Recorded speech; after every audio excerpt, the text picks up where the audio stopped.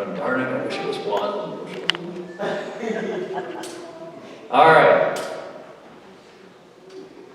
Now, a number of years ago, our son had a favorite television show, and it was The New Adventures of Winnie the Pooh. Recently, I ran into the name of the author who actually wrote it, and his name was Carter Crocker. And he has a moment here in which Pooh Bear and Piglet are speaking, and Pooh's talking to Piglet, and he says, "If ever there is tomorrow, when we're not together, there is something you must always remember. You are braver than you believe, stronger than you seem, and smarter than you think. But the most important thing is, even if we're apart, I'll always be with you." It works like that with God, too. His generosity to be in loving relationship with us, giving to humanity abundantly, providing us with the beautiful gifts of the Spirit, providing us with all of creation for that matter, providing us with Jesus to remind us of God's great, generous, and overflowing love, inspiring the same in us. The church is called to God's generosity, each of us individually and together. But let's see what that generous Spirit does. And as a little disclaimer here, yes, this is a stewardship sermon. Israel was a mess in the time that Isaiah is writing of. The trouble started after the Israelites had been in the Promised Land for around 400 years. Suddenly, the ruler got this idea into his head that it was no longer time for little Israel to pay tribute to the much bigger nation near them. They wouldn't do that anymore. No more imperial tribute, no more imperial rule. We're freeing ourselves from all that. Well, the Babylonians had something to say about that. They took exception.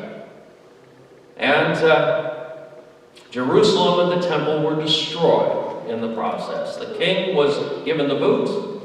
His royal court was sent off to live in Babylonia. And during the exile of Israel, there was great suffering for the children of Israel. They had lost their joy. Pregnancy was seen as a fearful thing now, bringing someone else under the dominion of Babylon. It was not seen as a hopeful thing. Springtime was a painful reminder that another year had passed outside of Israel, outside of the Promised Land. Jerusalem was becoming a distant and fading memory. But after 47 years, the ruler of Babylon and the ruler of the Persians had a little disagreement. And Babylon was now defeated. And the Persian king said that you can go back to your home, Israelites. You can head back to Jerusalem. But there's one thing you must never do again. You must never have another king in the line of David. That is done. Jesus would have something to say about that eventually. This is a good long time before Jesus. The Persian king Cyrus and his successor became royal patrons who oversaw the rebuilding of the Jerusalem temple, which was a mere shadow of its former glory. It was a shabby thing by comparison to what Solomon had built. When the prophet Isaiah spoke for God in this situation, the Israelites of Jerusalem had been back in the city for nearly half a century, but the city walls were still down, and rubble filled areas where once there had been marketplaces and homes of family and friends that had not been rebuilt. And the children of God were in desperate need of hope. We need hope today as well.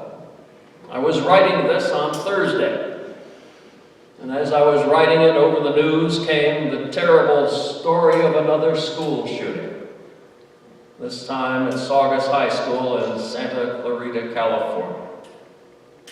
Corruption seems to prosper these days while the honest suffer. Rules and regulations seems to be tipped towards those who are favored in our society and away from women and minorities, the poor, all those who would be considered the widows and the orphans in the Bible. War and rumor of war is constant. Devastation, both human and natural, sweeps around the globe. And right here, our church, as so many churches, are struggling. They're struggling financially. We have mounting repairs to our structure. All things that other churches are facing as well. We also are in desperate need of hope today. Where will it come from? And to what purpose? Some would say, why bother?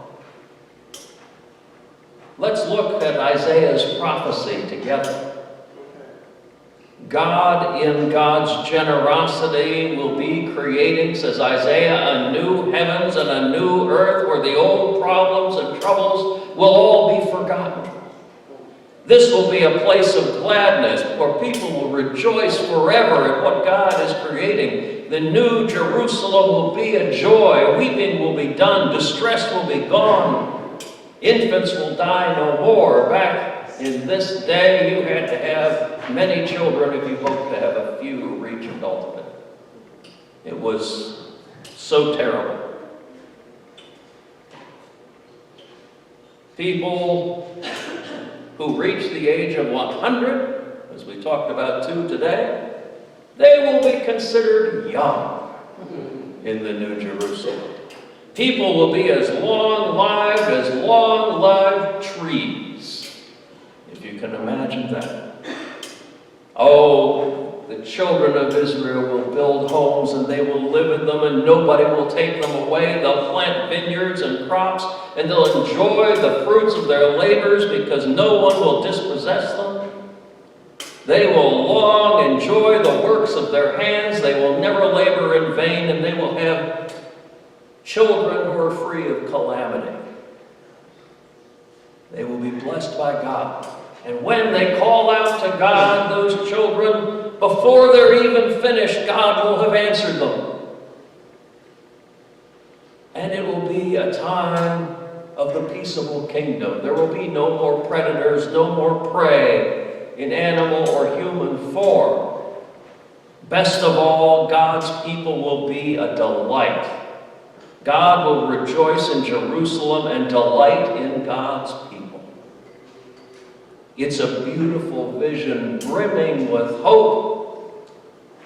But many who were feeling downtrodden, they couldn't hear it and they couldn't believe it. They didn't see the possibilities as they were surrounded by rubble, by the undone wall of the city, by the city unprotected in its puny temple, all that they had lost. But there were some people amongst them who heard what was said, and they listened, and they heard it a little differently. And they raised their heads, they squared their shoulders, and they began to sing the old songs of joy and hope again from a new perspective. Sure, Jerusalem had only recovered partway physically in brick and mortar structure. But now, God is building a new Jerusalem in the human heart, they realize. A little differently from the city itself, but in the heart of God's people. Placing a place where the old hurts and the old grudges would be forgotten.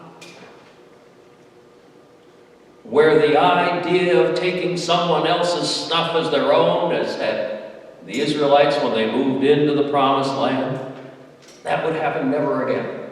That is done.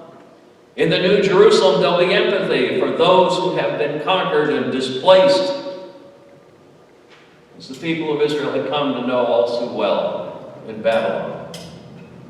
All of those who raised their heads and squared their shoulders believed that God is in control And God's intended destiny is humanity's ultimate destiny. And for now, the New Jerusalem would grow in the heart, sparking from heart to heart, sharing in that hope, sharing in the joy, until the New Jerusalem was touching people all over the world before the day comes of God's ultimate New Jerusalem. As our year draws towards a close with some challenges unmet, with the new Advent season looming in anticipation, hope, and yes, stress, the prophet's vision of the New Jerusalem for us puts things into perspective. As we face our own challenges, our need to increase income in a variety of ways, to repair our facility, to grow our numbers through outreach, to develop a viable vision for our future together, to prove that this church community is worth joining, to people who have given up, to people who are miserably lonely, prove to them that there's a reason to be here, to remember Isaiah's joy in this passage, and let that inspire us to truly believe that God is working to accomplish this very thing still, that God seeks to share God's love generously with us, to have joy in us. We are God's joy. To share that joy with us, to expunge our past suffering from living memory, and it begins in the hearts of each and every one of us. It starts by tossing worry aside. And there's so many causes to be worried today. Like Corrie ten Boom advised. Worry is carrying tomorrow's load with today's strength, carrying 2 days at once. It is moving into tomorrow ahead of time. Worrying does not empty tomorrow of its sorrow. It empties today of its strength. With worry restrained and our strength restored, we can respond generously to the love that is given to us by a generous God. We can respond with joy. We can share that joy with others, as we have done here. As God shares with us, joy quells worry, pushes out fear. It calls for action. It calls for work to build this beloved community that we have, growing our numbers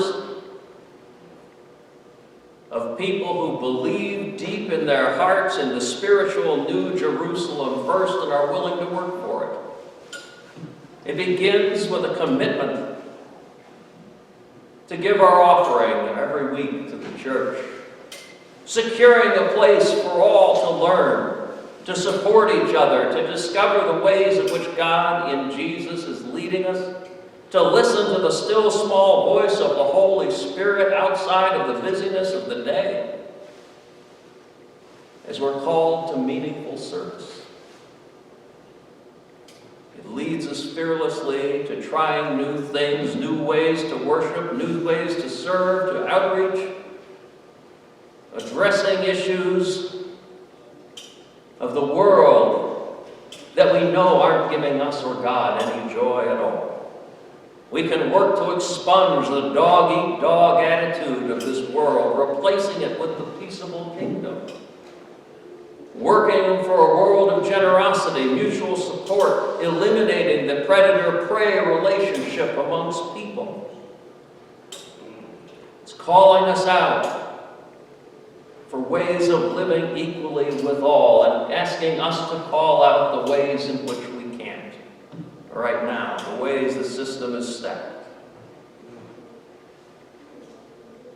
Making sure that we can point out that the rules of the game are giving certain people an unfair advantage while leaving others to suffer. It allows us to develop enough empathy to stand with those who are suffering, working with them to end the causes of that suffering. Reverend Dr. William Barber II is seeking the new Jerusalem of the heart. He's working, creating, tirelessly pushing for the Poor People's Campaign, a work of moral revival in America. And all the time he's doing this saddled with physical disability, much in the way Paul was. Yet he moves forward, seeking equality for all, leading people closer to the world that Isaiah foresaw with joy, and that God intends for us all. And now it's our turn. And I know this sounds ridiculous, but it can begin right here, right now, next week, by turning in that little commitment card. It's a little spark in the heart, a little sign, a tangible evidence of the faith of the heart, leading toward the new Jerusalem of the heart, leading to the generosity reflecting God's own, strengthening this community of ours so that together we can strengthen the community all around us in all of these ways. We close with an observation from the famous pastor G.K. Chesterton. To love means loving the unlovable. To forgive means pardoning the unpardonable. Faith means believing the unbelievable, and hope means hoping when everything seems hopeless. It's time to raise our heads, to square our shoulders, to build our faith, to kindle that hope, and to act together. Let's pause for a moment of silent reflection.